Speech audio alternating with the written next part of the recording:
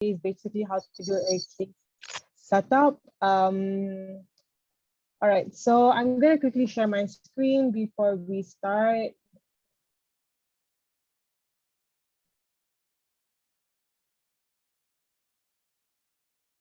So can I just get a quick idea who here has debated before, who here hasn't debated before?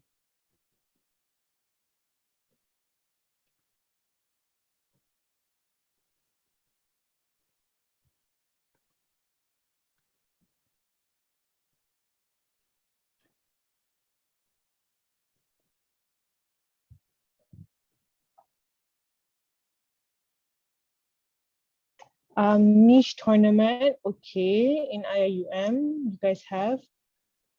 Okay, so everyone has a general idea of like what debating is. Okay, that's fine. Cool, so I'm just gonna, basically the purpose of this session or the purpose of this class is to, it was meant to, I guess, encourage people to join nationals, BP nationals. And nationals refers to university nationals. For universities like Taylor's and IIU, most likely that you guys will be sending a team because you guys are quite large institutions. I don't know if anyone else here is also from university. If you are, do write down which uni you're from in the chat. But yeah, but because I think majority of you guys are, I guess, school students, I'll still go slightly beginner and I guess I'll generalize the content so that even if you're not, whatever stage you are at debating, you'll probably learn something from this, right? Okay, so for those that, okay, so it's fine, let's just jump into it, right? So basically everyone has somewhat, like at least a little bit of experience in debating. Everyone has probably, I guess, debated or watched a debate. So I'm sure you all know what a motion is and how a motion looks like.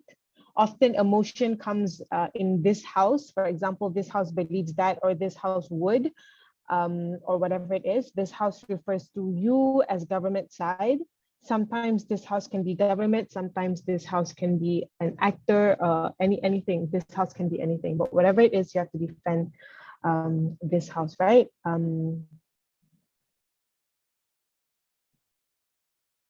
Give me 1 second.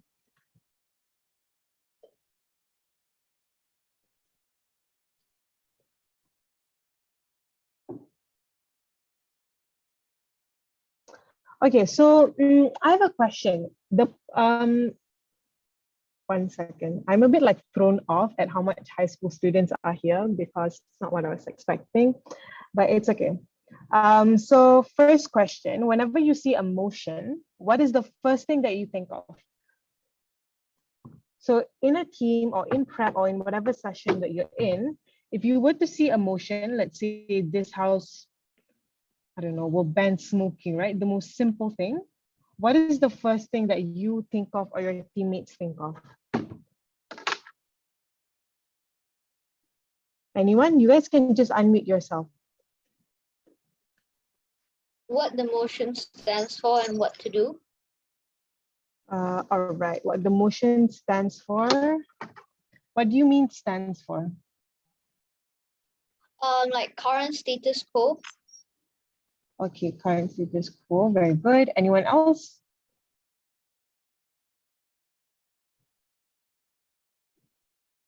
Status quo, all right, so basically you guys have status quo, okay.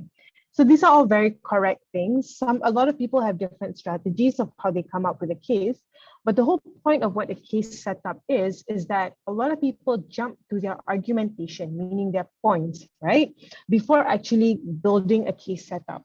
So it's often people jump to their argumentation when in fact the general rule is that you have to build a case setup first. And this is crucial in often the first speaker speech.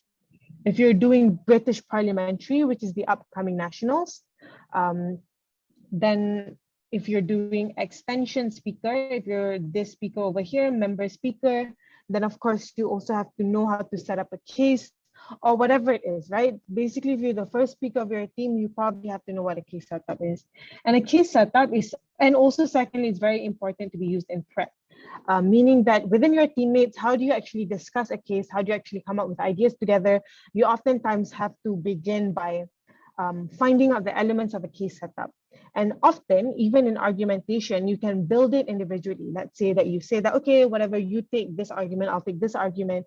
You can build it up individually, but the case setup has to be built up together because it's something that sort of has to be agreed upon by all members of the team, right? So what do I mean by case setup, or what does a case setup actually mean? Case setup, what I mean by this is generally a case introduction. So what exactly is a case introduction? You basically use the time for your case setup to introduce your case, talk about what exactly the debate is about, etc. So this class today will be discussing on how exactly, or what are some things that you must ask, or what are the elements of a case setup, or basically like a case introduction, if you will, right? Okay.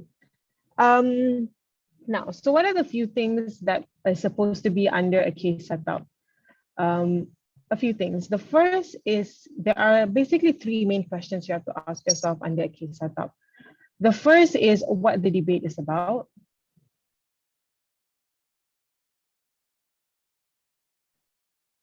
Secondly, what the debate is between. And obviously with different trainers, different teachers, they'll give you different variations of this. Sometimes they use different vocabulary to describe this, but generally this is what it is, right? What the debate is between. And finally, what are the goals of the debate?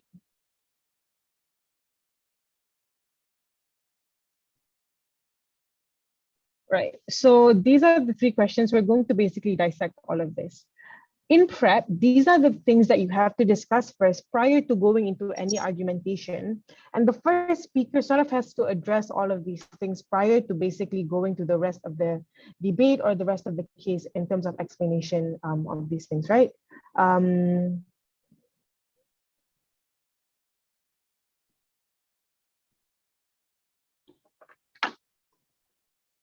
Give me 1 second.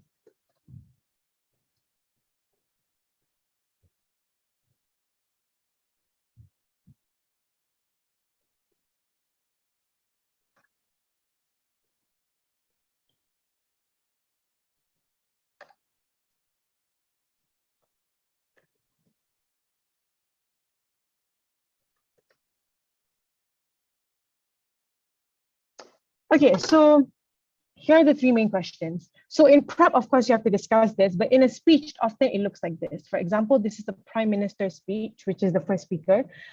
Often in a Prime Minister's speech, there's usually 7 minutes. Where this thing is positioned is often at the 3 minutes, the 3 first minutes of the speech, right? You give your case setup.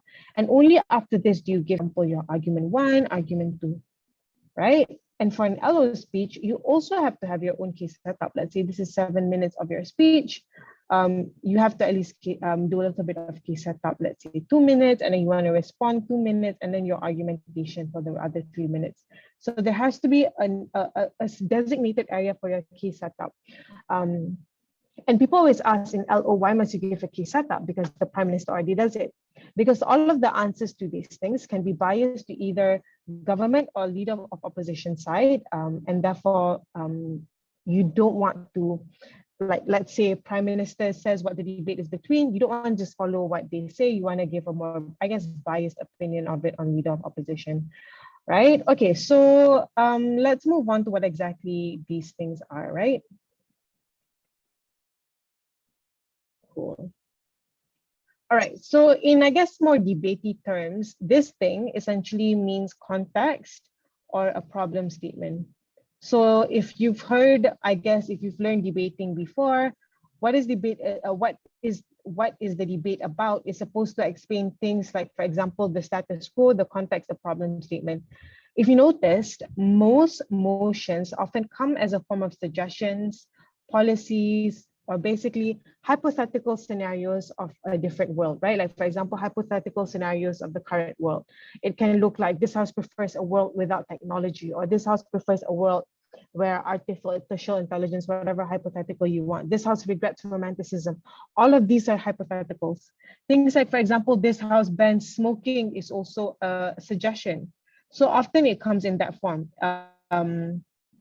Sometimes the suggestion already exists and they regret certain things, but basically it comes in suggesting something new, So you have to see motion as a suggestion, and the reason you have to give a context, because if you simply just state a suggestion, it doesn't really hold value, or people will think that it like, what are you saying, unless you give a context.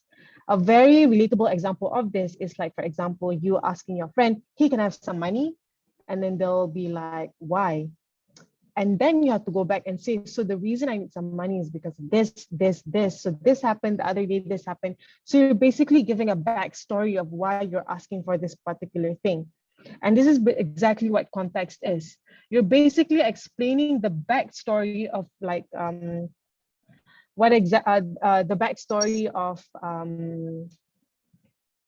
the backstory of why exactly you're asking for the suggestion. Like, for example, this house prevents smoking. What happened in status quo for you to have suggested this, right? What are the problems in status quo that made you suggest it? So these are the kinds of things that this question actually answers. Does that make sense so far? Yes. Yeah.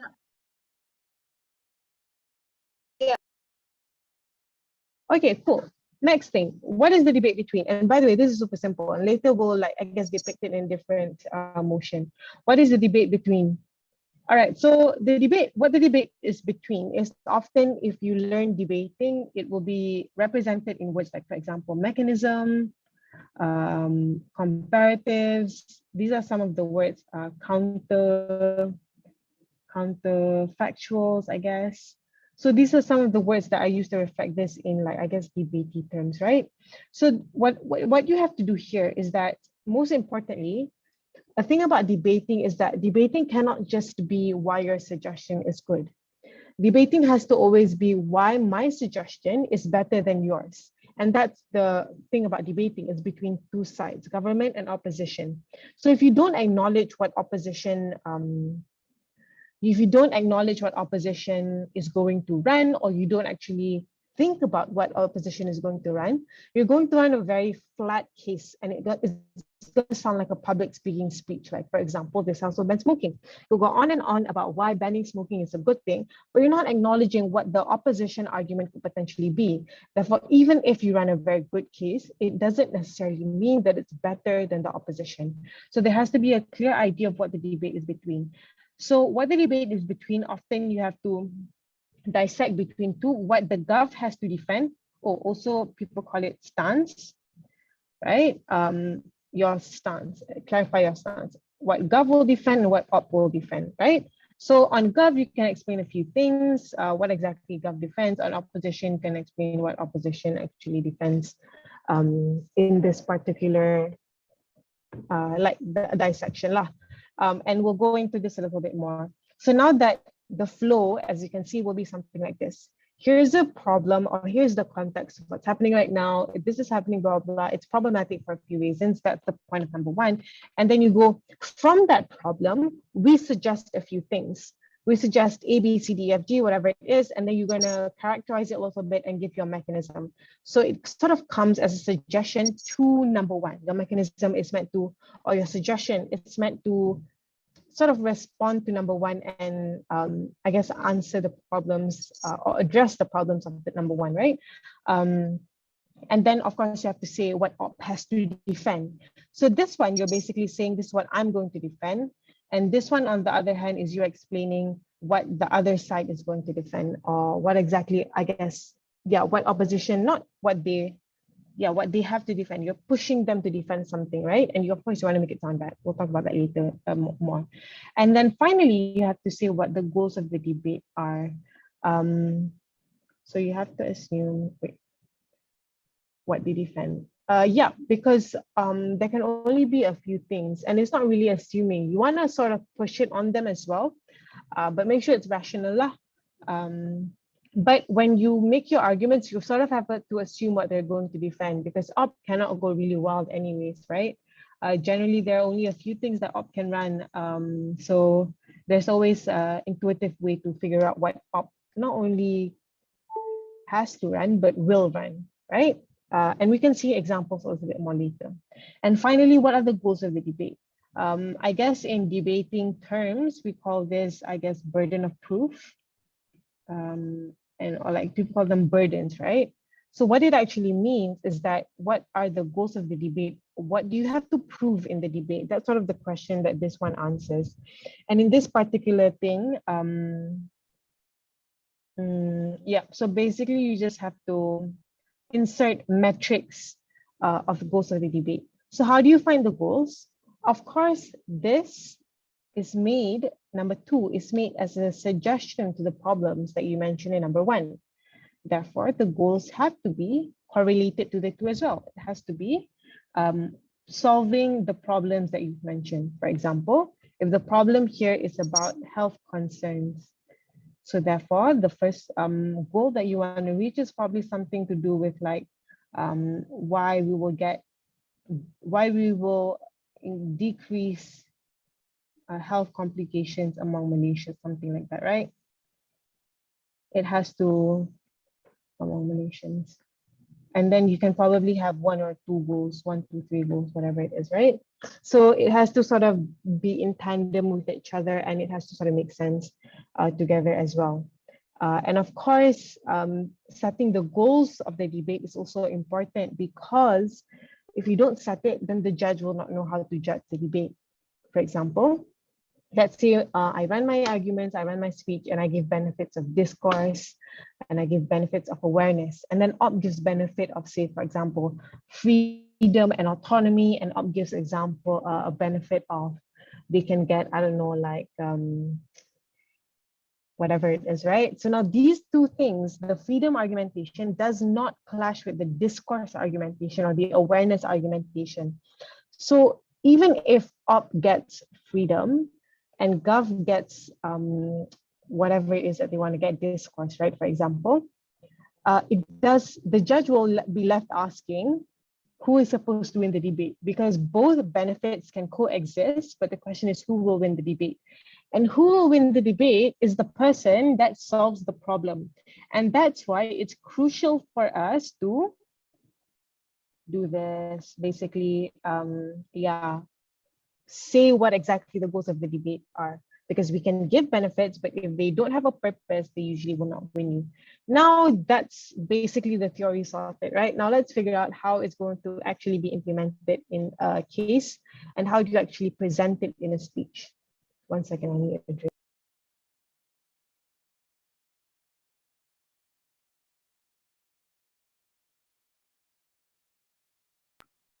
Cool, let me get a motion really quick.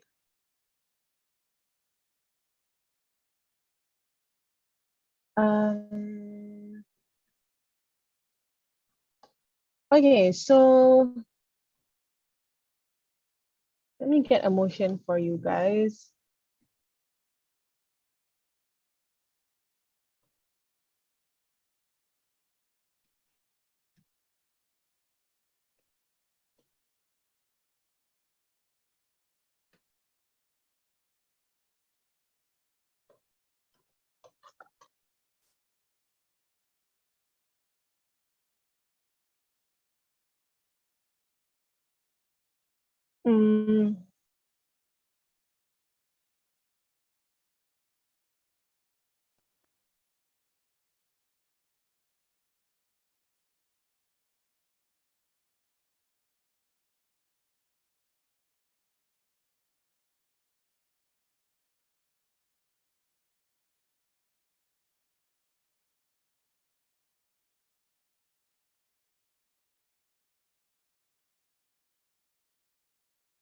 All right, so here is an example of a motion, right?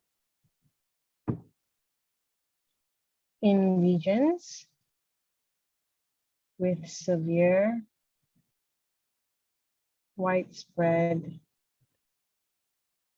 violence against women This house supports acts of vigilante justice in response to gendered assaults.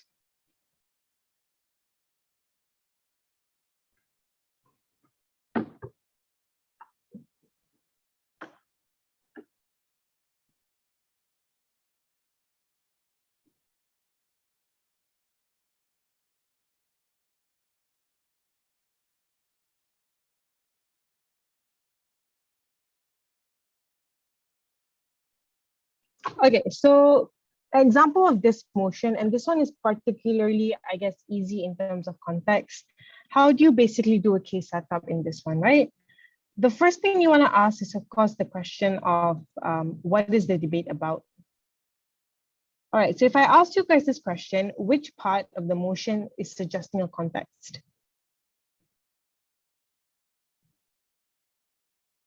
Or what will you basically answer in this question? Anyone?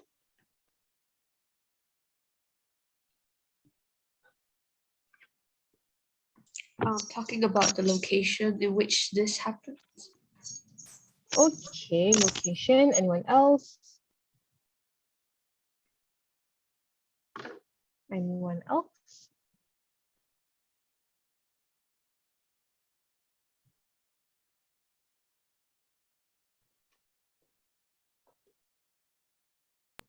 The circumstance in which this happened. Circumstance. What do you mean by circumstance? So give me specifics. Based on this motion precisely, what will you talk about? So what I mean by circumstance is like the situation or the severity of the act committed. Severity of the act committed. Is that what you said? Yes. Okay, what else? Anyone?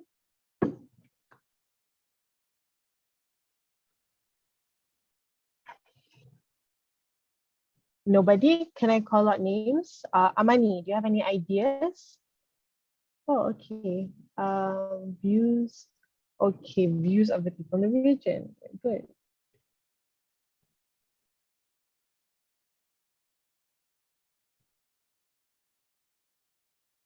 Okay, so these are all very, like, I guess, distinct things. And I guess most of them, I guess, can be used to some degree. But let's look about what we actually want to look for, right? When we're looking for context, of course, what we're going to look for is basically the question of where this debate happens, right? In this particular scenario, the idea of this house, when the motion is this house supports X, this house supports acts of vigilante justice in response to gendered assault. We're talking about a place with gendered assault as an issue. And it says here, in regions with severe widespread violence against women, we're talking about this as the context. And that's why I say this debate or motion in particular really makes it easy to context build, because they already gave you some level of the context. So I guess location is right. So location-wise, what can you specify about this, where the debate happened? Where the debate happens? That's actually another question you can ask you. So location-wise, where does this debate happen? And by the way, location doesn't mean like you have to say a specific country or anything like this.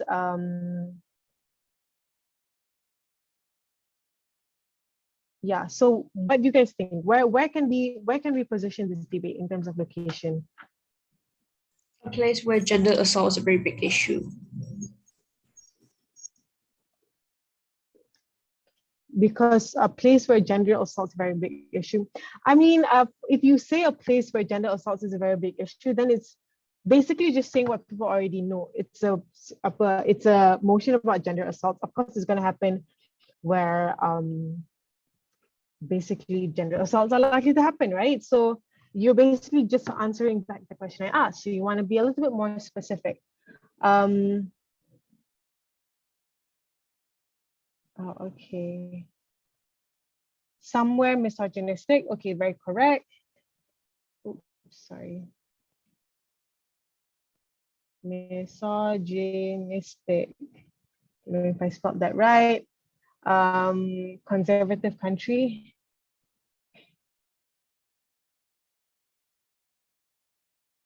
Yeah, this motion was actually inspired by India, correct? But you don't have to specifically mention.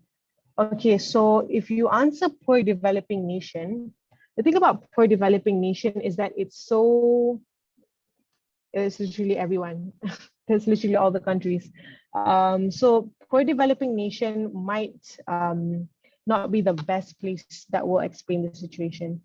It has to be a little bit more specific. Maybe maybe not the word sketchy, where police don't really care much about women issues. Okay, okay, women issues neglected, authorities don't care. Okay, so this is okay, that's good. In terms of circumstance, where you say like it's severity, I think severity is okay, but not severity of a particular abuse, but you can say severity of this context, the severity of the misogyny, the severity of the conservatism, the severity of women issues being neglected. Then you can amplify on that. Views of the people in the region, yeah, correct. So basically something we've already discussed, right? What else was being said? Society with patriarchal, unstable conflict nation. Unstable conflict is okay, but I guess it's a bit too drastic because we're talking about a place with violence against women. And if you say a nation that's going through conflict, it sounds like you're in war. And I don't necessarily think this debate is positioned in a place where it's in war, because then vigilante justice can't really function either, right? Because how exactly are you supposed to heighten vigilante justice in war, right? Societal patriarchal views, yep, that's fair. Patriarchal views. Okay, that's very good. So all of these things are absolutely correct. So what you want to do now is contextualize it and give the story of what happens, right? So usually in an opening line, minimal laws that protect women from violence. Yep, correct. State negligence. All of this is absolutely correct. Negligence, minimal laws. Very good. So now what I want you to do is look at all the ideas that we've had. Let me just rewrite it so it doesn't look heinous. Minimal laws, state negligence. Can you guys help me structure this? Now, in your own paper, try and structure all these ideas into maybe 3 easy concepts to flag out.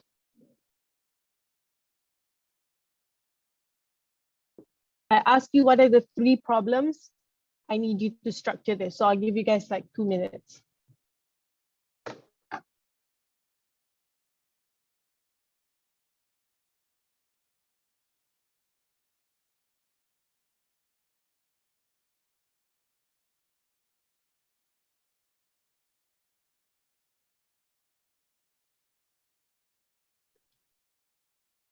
I'm guessing everyone has some idea of what it looks like now. Okay, so anyone want to tell me how exactly, or any suggestion of how you can structure this? Anyone? You can just unmute yourself and say your idea. By the way, this is all good material, but now it is on presentation wise. How do you structure it into like a few concise ideas?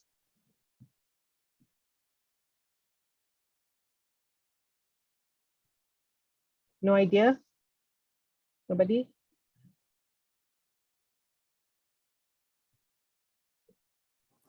Can I try? Sure, go ahead. So on the point of state neglect, it Yeah. could pose as an inference that the problem of violence against women is something that's not really important. So in that case, in that scenario, it wouldn't be as inherently important to the people in that region, because it isn't something that is inside the law of that region. You know, it's not something that's being enacted or taken action upon. So that's my point on the state neglect. Okay, that's fair. That's an explanation. What I'm looking for is how do you structure all these ideas to be clean? Because once you present it, you don't want to go like, okay, panel, so this place is a place that's misogynistic. Yeah, it's a conservative country where women issues are neglected. If you read all these words, it'll be max 10 seconds and you're sorted, right? And if you just read this one by one like this, there is zero structure to it. So how do you structure it? Okay, someone suggested the first authorities don't care. Okay, don't care. Misogyny rooted. Because of that, it leads to issues of being neglected, high violence. There is no solving of the problem either, minimal laws being put in place. Okay, no solving. Okay, yeah, this makes sense. This is more like a storytelling kind of thing, like this leads to this, leads to this.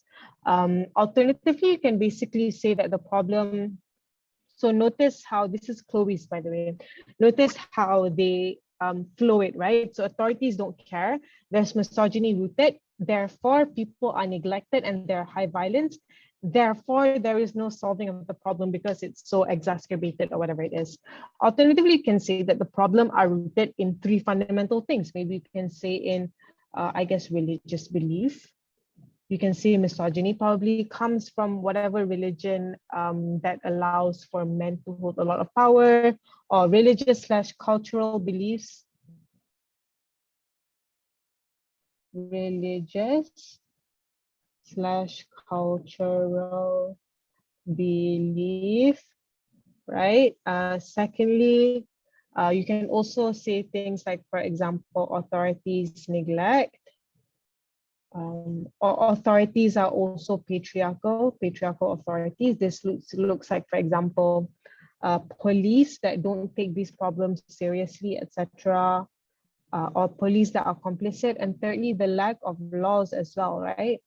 So maybe you can, doesn't correlate to each other, but these are three plot points that therefore lead to a situation of high violence and no solution to the situation, right? And so basically what Chloe can do is that in your part number one, you can actually split it into three things, so that it sounds like a more layered answer. Okay, sure, Umaira, go ahead.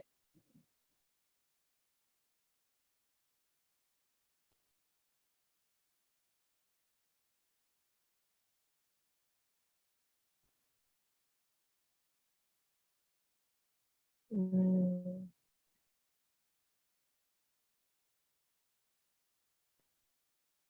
Right, so notice your first sentence, Umaira. Your first sentence is debate is about supporting vigilante justice to protect women from gender assault that stems from conservative countries. That's fair. You don't really have to clarify the vigilante justice part. Contextualizing is important. This one, from the gender assaults conservative country. But again, yeah, there's no problem with this. But if you say it out loud, this will be 10 seconds. And 10 seconds is definitely too short. Like, I can read this out loud. This debate is about supporting vigilante justice to protect women from gender assault that stems from conservative countries with misogynistic and patriarchal views. Also, it sounds like an essay because you're trying to fit in so much points in one sentence. You don't have to do that. It's debate. You're using your voice. Don't treat it like a public speech. Don't treat it like an essay, right? The violence flourished due to lack of implementation of response minimal laws. Yep, you're trying to squish everything into sentences. Don't do that to yourself, especially in prep. Do not write sentences in prep, write points, and then you just flow from that, right? Yeah, so basically this is what a context can look like. Essentially, your points are exactly the same, but you're trying to squish it into one sentence. Don't do that. It doesn't help you, right? Yeah. But once that you have all of these things, right? Religious, this is second, this is third, you can expand, obviously. Don't just end it here. That's why I'm using plot points, because Once you have a point, you have to expand. Like, for example, religious cultural belief, you have to expand saying that, I guess the patriarchal, where does it come from? How does it penetrate? How does it exist, etc., etc., all these things. Authorities neglect. Why do they neglect? Why are authorities explain a little bit lack of laws? Why is there a lack of laws? What does it look like? So basically characterize. And what I'm showing to you is simply just plot points. All right, so that's the first question sorted, right? Context. The second thing is, what is the debate about? And you have to conclude, by the way, don't just say there are 3 reasons, or like, what are the conclusions to these 3 things? Conclude it, therefore, there is high violence and there's a situation where you cannot have a solution, and or a woman can no longer rely on formal solutions. Therefore, what is the debate between? And in this part, you have to really characterize. Do not define. A lot of people tend to define the words of the motion. Like, for example, where's the motion? For example, things like vigilante justice. Wow, you can't. Vigilante. People go, vigilante justice refers to, according to the dictionary. Don't do that. What you want to do is characterize. Give an explanation, give a characterization, give criteria of the situation. That's sort of what you want to do. So when someone asks, what is the debate between? You want to split your paper. You don't have to, but whatever makes sense for you. And characterize what Gov and Op has to defend. Based on the debate, we know that vigilante justice is what Gov has to defend. What do you think Op will have to defend?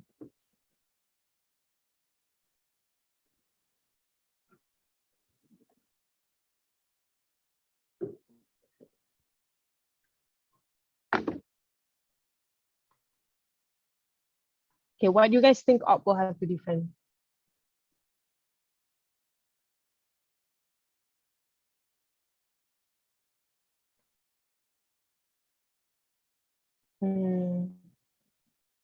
So what Chloe says is the vigilante justice will not solve anything and cause more harm. That is a negative case because Gov says, oh, look at all these problems. Let's solve it with vigilante justice. How is Op going to solve these problems? If you just say vigilante justice will not solve anything, it still puts Op in a situation where you're not solving anything. Like, now Op is just like saying that Gov won't solve anything, but neither has Op solved anything. So how can Op solve it? Amani suggests public peace. How is this peaceful when women are being gendered assault, right? That's not a peaceful scenario. And that's going to be the basic Gov response to you. How do you call that public peace? Public peace is just turning a blind eye to the situation. So recognizing this context, remember, you are not a public speech. Imagine Gov has already built all of this. You cannot come up and say, oh no, actually, we can just fight for public peace. You have to acknowledge the context that gendered assault does happen. In fact, the motion says so in regions with severe widespread violence against women. This means that it's a fiat. Fiat means that it's assumed in the debate that there is gendered assault. This is a fiat, if you've ever heard of the word fiat, right? So basically, it means that there is this situation happening. So do you think if Op runs public peace, they can win? Why other counterfactuals are more important? Exactly. Okay. What are those other counterfactuals? So on Op, you must mention what those counterfactuals are. And on Gov, you must predict what those counterfactuals are. Because if you're on Gov and your best estimation of the Op case is that, oh, maintain public peace, obviously you're going to like underestimate Op and be like, oh, this is so easy. I don't even know why Op chose this motion. You know, like this is so easy on Gov. But obviously Op has a stronger case. So anyone, what is the counterfactual? What is the counter proposal on Op? If this is Gov's solution, what is Op's solution? Okay, anyone? Self-defense or peaceful protest. Self-defense is vigilante justice. Vigilante justice basically means that you have to fight for yourself or your community defends yourself. Radical protest. Okay, let's look at the proposals, right? Radical protest, self-defense. Okay, just keep writing down your examples. Peaceful protest. The other question I ask is, who's going to do this vigilante justice? Who's going to commit this vigilante justice?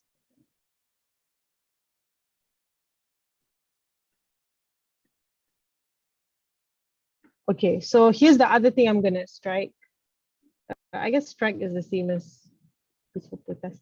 Okay, the other thing I'm going to note to you guys, and this is something new, is notice the motion, right? In regions with severe widespread violence against women, this house supports acts of vigilante justice in response to gendered assault. Okay, never mind. I thought this house prefers or something. But yeah, okay. I'll see if that clarification was necessary, but we'll just carry on first. Okay, so civil disobedience, civil society. I mean, that's sort of like a radical protest, right? Civil disobedience. Okay, so let's first characterize vigilante justice. Can any of you tell me criteria of vigilante justice? Why should we go for vigilante justice? What are some of the criteria?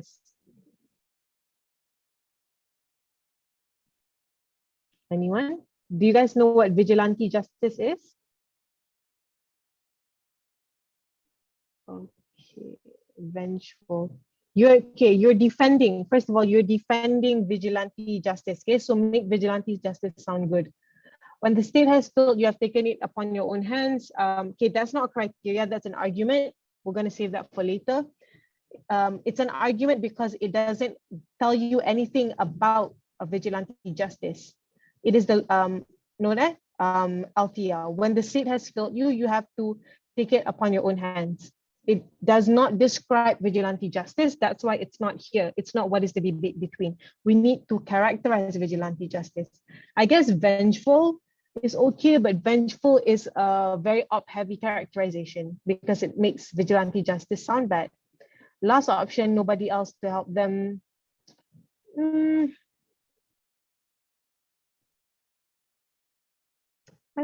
That's not really a characteristic, right? That's sort of like, but okay, last option. Effective is not a criteria. Effective is anything can be effective. It's not an exclusive criteria. Self-defense, last resort. Okay, self-defense. Okay, can. Last option, last resort. I guess effective. I'm just gonna write down your ideas and then we can discuss it. Happens because a lack of authority action. Okay, not a criteria. This is an explanation of why it happens. You can use it for your arguments later that you can do it because there's a lack of authority action, but this is not a criteria. Volunteerism, what does that mean? Self-defense, immense pressure to achieve justice. What does that mean? Pressure to who? Umaira, can you clarify? Pressure to who? People striking back without the help of government. Okay, strike back. Let's assume, okay, I'm not saying these are good or bad yet, right? I'm not saying these are good or bad yet. I'm just going to look at this. You want to suggest vigilante justice and you suggest that it's good because it's a form of self-defense. It's good because it puts pressure. It's good because it's effective. It's good because it's a last option. It's good because it's a striking back. All of this, I can say about this also. All of this, I can say about this. All of this, I can say about this. All of this, I can say about this. So if these are your alternatives or op counterfactuals, you will not win and op will not win. This is what you call a parallel debate, where you are both defending the same thing. Do you see? Do you guys see? Yes, no? Yes. Right, and you don't want to do that. And if you always hear people go, oh, you're running a parallel debate, Of course, to you, you feel like, oh, vigilante justice and peaceful protest is different. Is it though? It's so similar, right? So now let's recalibrate our strategy. What is the counterfactual? Anyone have any other ideas? Things that are clearly distinct from vigilante justice.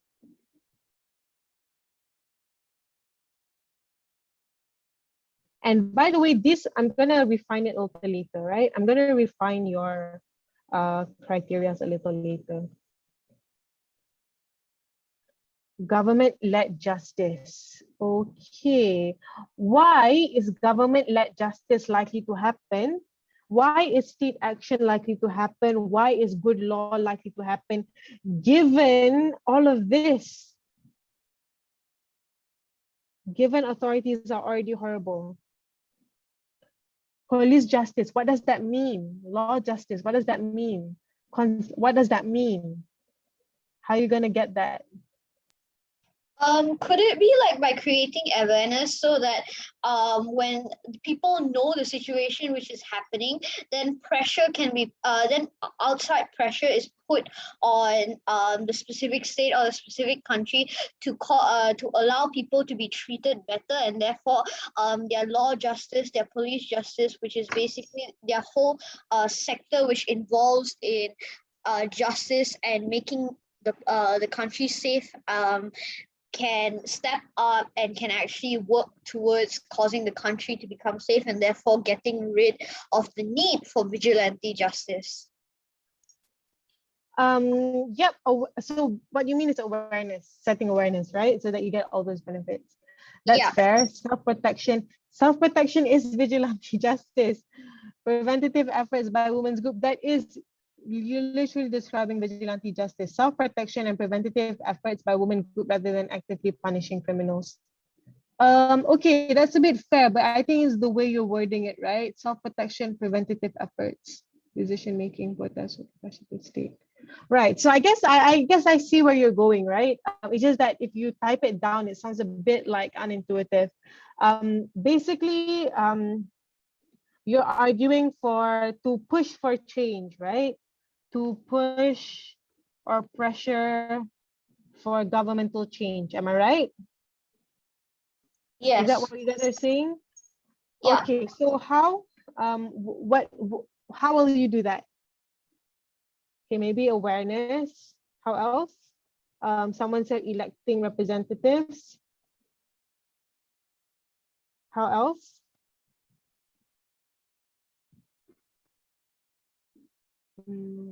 How else?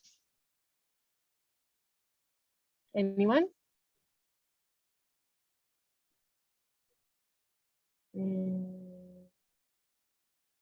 Okay, and then we get all the whatever justice, right? Okay, fair. Okay, so let's go with this. Now, when you argue things like, for example, whatever it is that you have here, I will momentarily,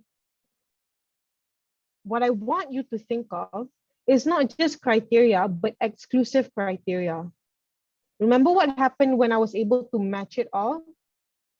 So whenever you make your alternative look good, this one will also look good. And when you like basically rebut this one, your one will also get hit because basically they have the same criteria.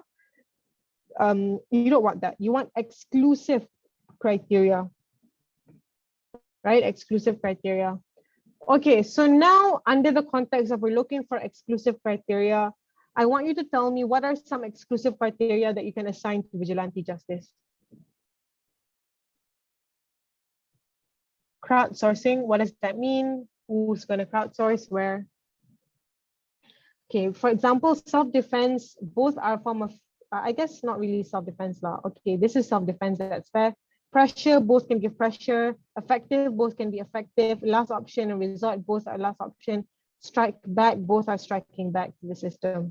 So let's take self-defense. Self-defense is fine, right? Maybe you can also add things like, for example, immediate self-defense, meaning that we're not just defending ourselves. If a woman gets beat by her husband or whatever, a group of women or like whatever, of course you have to characterize, by the way. before going into all of this, you have to explain, like, basically, I guess, characterize a little bit what vigilante justice look like. It looks like violent, not violent, taking matters into your own hands,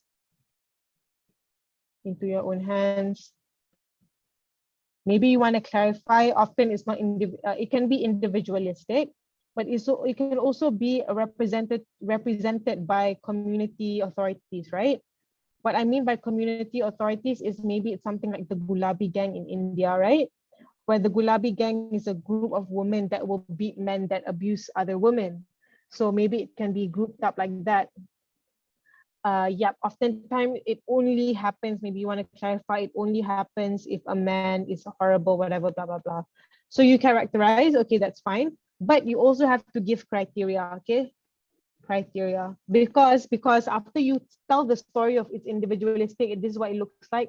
This part over here, pink color, is meant to help the judge visualize what exactly you're talking about. Because we have very different vocabulary. To you, maybe you use the word autonomous. To them, they use the word independent.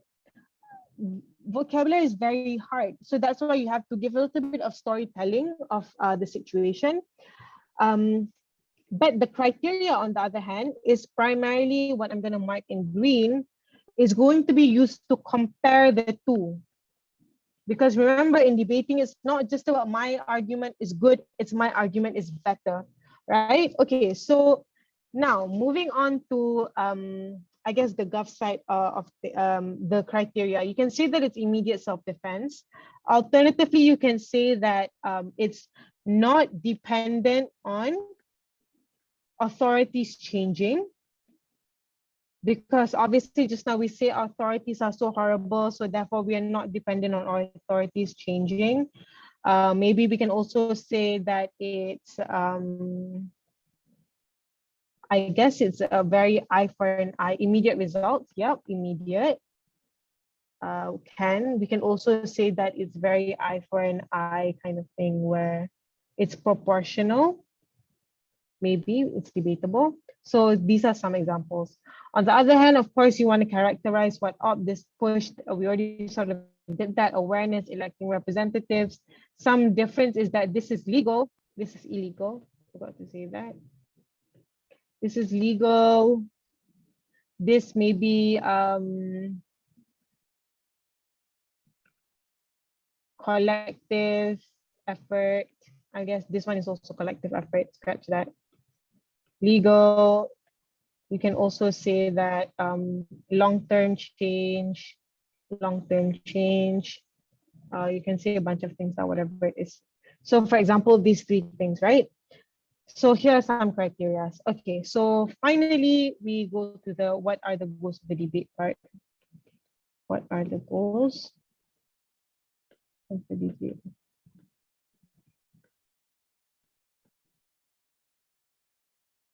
So what are the goals of the debate? What are some of the contexts that we mentioned just now, like the problems that we mentioned? For example, authorities neglect. So the goal should be solving the problem. It should be, first, how do we ensure laws and authorities protect women, for example, women. How do we eradicate women's violence? Do you think you can eradicate women's violence, like completely gone? Do you think that's possible? No? Okay, so if you don't think that's possible, not entirely, do not take on that burden, because the point of this is a burden. Once you say that I'm gonna be able to eradicate women violence, you will not hear the end of it from up. Up can push you saying that you didn't solve the thing that you were going to say you were going to solve, right? So do not take that burden upon yourself. Maybe you can say, starkly minimize women's violence, or decrease violence on women, women, or just any gendered minority for that matter. Gender minority, not gender. Okay. What other problems did we mention? The patriarchy. Maybe we can argue how do we, I guess, increase awareness on progressive views on women. I don't know, whatever it is, right? That you reckon addresses some of these problems.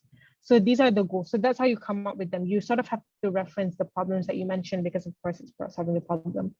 So now you already have your case set up. So, and then now you move on to your argumentation. How do you come up with your arguments? You already have them, right? So this could be a first argument, this could be a second argument, this could be a third argumentation, right? So that's sort of how it works. But in terms of what the debate should be about, later, if you notice in the debate, you're going to argue how do we ensure laws and authorities as your argument, right? Or whatever it is you want to prove this burden. Always remember that in proving this burden, you have to use these criteria that we talked about to prove this point.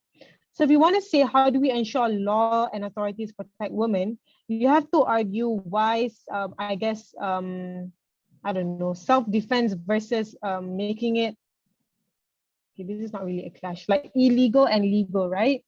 How does doing it illegal make sure that our authorities now protect women? Or maybe now that it's we're using illegal methods. Did someone just switch on closed captions on me? Okay, tell me if it does work. Hello, does it work? Okay, that's quite funny. Kind of. Okay, so whatever, I'm just going on and on now. But basically, this is meant to be, if you're a whip, these are meant to be the clashes, because whatever it is, the burdens are also the metrics in adjudicating the debate, are also supposed to be the clashes of the debate. So once you have a goal, in your whip or reply or whatever, you use the same things. You remind people of what the problem is and reinstate whatever your burdens and goals are. And now that you've done this, then you use material to then find clashes. Like, for example, long-term change versus self-defense and immediate. Which one will minimize gendered assaults better?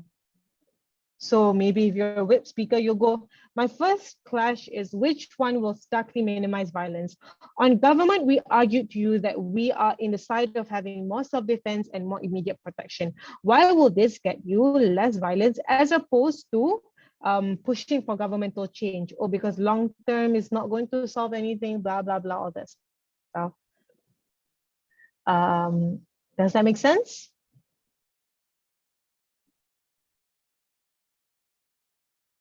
Yes. Okay, so actually that's it. That's all case setup is.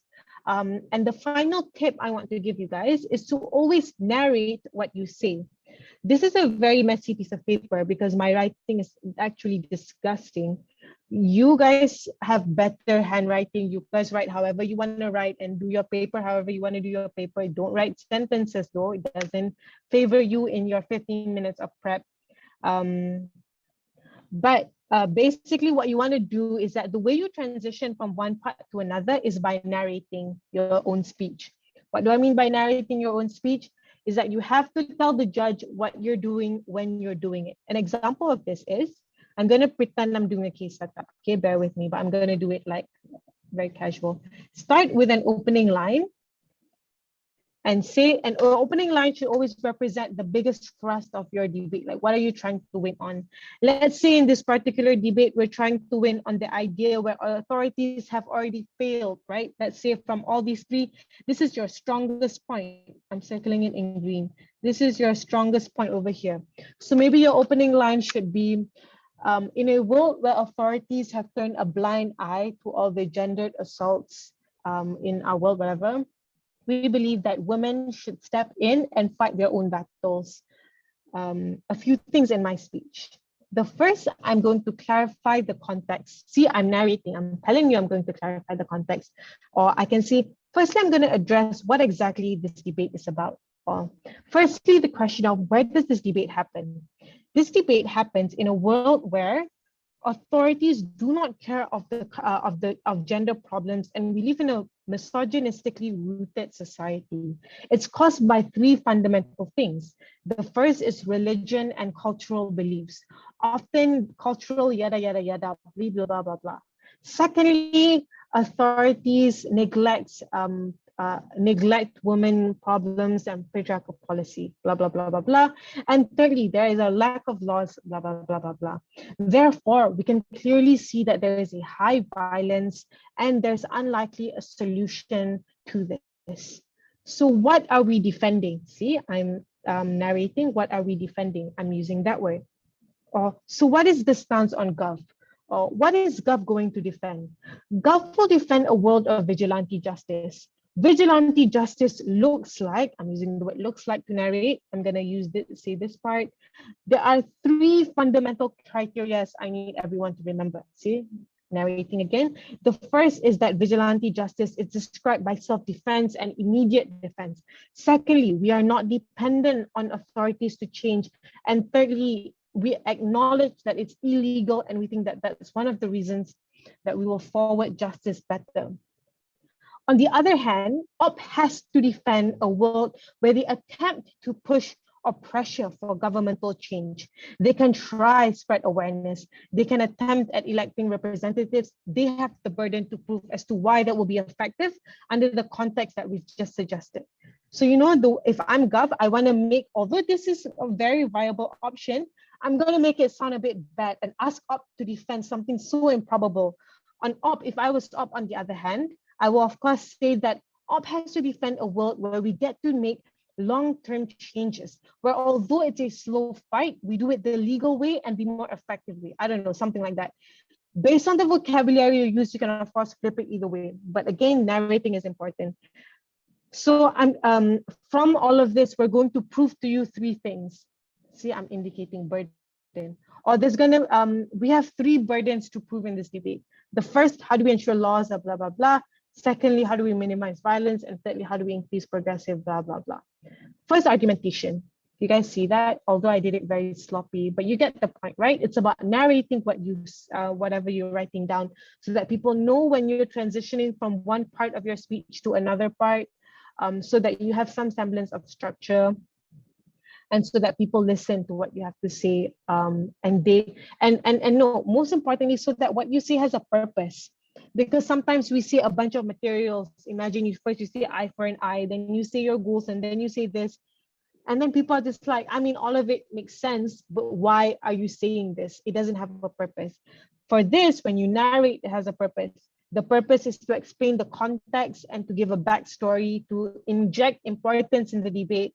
The purpose is to make the comparative so it's easier to win the debate. The purpose is to clear the metrics of the debate. So everything has a purpose, and narrating can help with that. Does that make sense? That was a mouthful. How many arguments should we typically cover in a PM speech? If you do this properly, you should only often run 1 to 2 arguments max. 3 arguments is super rare, also super redundant. Like, why would you run 3 arguments? That's why sometimes you have to practice only running 1 argument. And the thing is that often with novice speakers, it's almost better to force them to run 1 argument than ask them to run multiple, because their ideas, if you notice, are sometimes repetitive. And that's because it's 1 idea that you're not structuring it. So once you find 1 argument only, commit to it and try your best to really fill in and finish the argument. And you guys can go listen to the argumentation lecture later, to find out more about how to substantiate an argument. But yeah, basically that's sort of what you want to do with an argument. You don't want to run too many, because you either run a lot and compromise the quality of your argument, or you commit to 1 and 2 and finish that argument properly. Yeah, so 2 max, often times just 1. Okay, any other questions? Or maybe 1.5, like the other one will not finish. What is promoting an illegal action so bad? How can the opposition capitalize on the context? I don't understand the first one. What is promoting an illegal action so bad? Do you mind clarifying that? Why is promoting an illegal action so bad? Okay, so basically you're asking for suggestions like what op can run.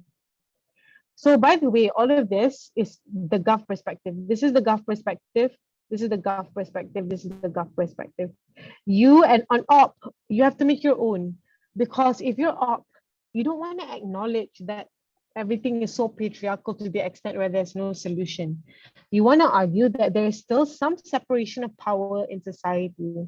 Patriarchy exists, but there's also international communities that listen. There are NGOs that help women. There is activism flourishing. You can argue all of these things. So in the op context, inject all of these ideas of slivers of hope that change can happen in a legal manner, and then sort of argue why this is probable. Because to push for governmental change will never happen under this context. That's why even in responses, you have to start from knocking their context and their premise. This is sort of what their whole debate is reliant on. You can rebut this part also. And then it starts from there. But I don't even know if that answered your question. The question is, why is promoting an illegal action so bad? It's not bad. That's why we are promoting vigilante justice. But on op, if you want to say why is it bad, then you can say that if you do illegal work, like for example, you try to fight justice illegally, more often than not, governments will hate you more. Governments are going to be more punitive on you. So most likely than not, your activists will go to jail far easier. And a lot of people will be very reluctant to actually help women and create policy changes that benefit women. So it's sort of like a backlash argument. Does that answer your question?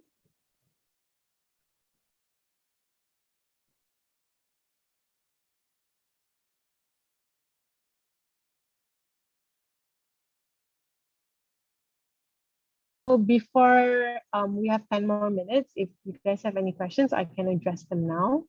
Okay, any other questions?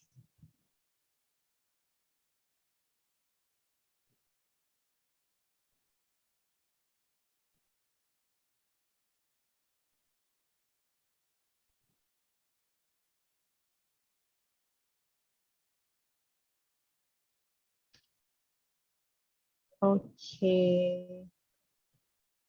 Cool. If there are no other questions, one, questions two, questions three. Cool. So if there are no other questions, that marks the end of this session. Thank you so much for paying attention. I'm really sorry my notes are really ugly. I hope you guys do learn something and you guys understand the importance of setting up your case. Oh, there is a question. What is the biggest way to develop your matter? I think the biggest problem for me is that when I go to tournament, I often lack arguments. Well, argumentation often, no one is that original. No one is that smart to come up with their own argumentation. And that's why people train. And that's why a lot of people make argument banks. Like sometimes you go to training, you do a certain motion, you keep argumentation, or you keep sub-arguments. Like for example, why is discourse important? There will be multitudes of debate about discourse. Or for example, why does spreading awareness help create change? Multitudes of debates about that. That is a sub-argument. Why does making awareness create change? Or something like that, right? Once you have the answers to that, like 3 concise answer, keep it and always keep notes of it. And that will sort of help you come up with arguments in the future. Yeah. Can you clarify more on the point we can concede negative points in our setup, such as the point we include vigilante justice is legal? Okay, so conceding doesn't really, I mean, you just have to be strategic about it. There are things that are debatable, things that are not debatable. What's not debatable is that vigilante justice is illegal. So it's up to you, to be honest. If you don't want to say that it's illegal, then you don't have to. Actually, it's unstrategic to do so. You're right. Don't do this. But you can concede certain things, because sometimes if you don't concede, it sounds like you're speaking to yourself and you're not acknowledging what the op says. But when making yourself sound bad, don't do it unless op does it. So make yourself sound good until op brings it up.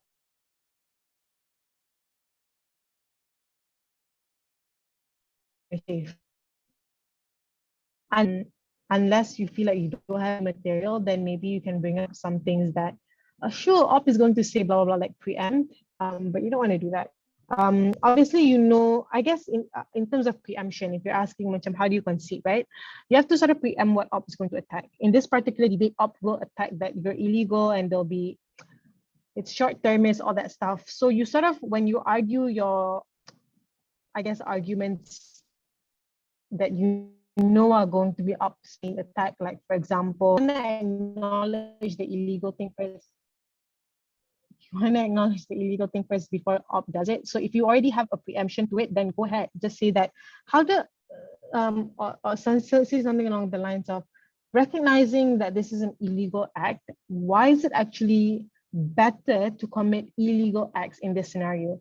Then you have to say that authorities are not complying, blah, blah, blah. The only way to make them pay attention is for you to work outside the bounds of authority. Yeah. So if you do have a benefit, like if you can make illegal sound good, then go ahead, say it, right? But if you just want to go like, sure, we're illegal, but we can make it more effective and not really explain it, then don't say it, right? If you don't have a solid response to it, don't say it. Okay, I changed my mind. That's the rule. If you don't have a solid response or a solid defense for that negative thing, do not say it. If you do, say it, acknowledge it, go ahead. Like, therefore, ops just going to waste their time when they bring it up because you already responded to it. Does that make sense? Because in this case, you can easily push that doing something illegal is not only good, but necessary under the context where authorities are failing you. So why not use it? Use it to your benefit, right? Yeah, so it's actually very helpful. Or for example, yeah, that's basically it. Hope that makes sense. Okay, any other questions? Questions 1? Questions 2? I mean, if you guys are in IIU, you guys can just join us in the debate club. We're always around, so you can text me later. My phone number is in the chat if you're in IIU and you are interested in IIU training as well. All right, so questions 1, questions 2, question 3. Okay, perfect. So if there are no further questions, I shall end the session now. I hope you guys learned a lot about case setup, and I hope that it's something that you attempt to implement in your next speech. And if you're going to nationals, in the tournaments, your subsequent tournaments in the future. Right, so that's all from me. Thank you, everyone, and I'll see you guys when I see you guys.